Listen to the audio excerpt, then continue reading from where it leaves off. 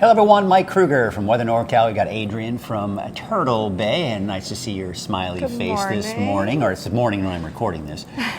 Wedge.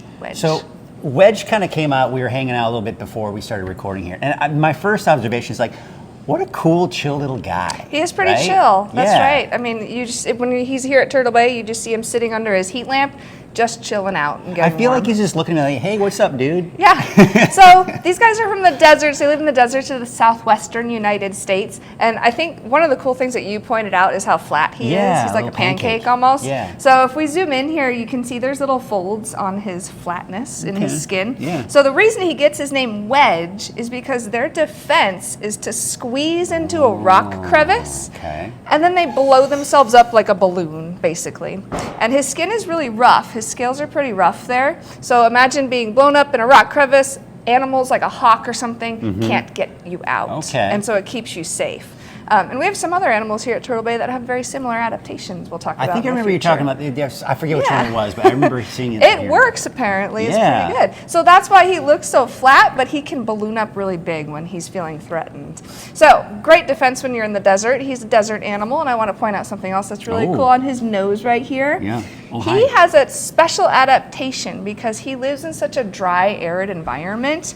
He eats a lot of salty things, and he wants to preserve all the water he can get because they don't get very many opportunities to actually drink. They get most of their water from their food. They eat plants like succulents and cacti. That's where they get their liquids from. And so to get all the salt out of their body, they actually have a special gland in their nose here, and he sneezes it out. And you can see it on the glass in his exhibit. It's all over sometimes. Has he ever sneezed on you? Yes, he has. Is it salty? It's very salty. Could you maybe you could use like a salt shaker? Sneeze. It's great garnish. Yeah.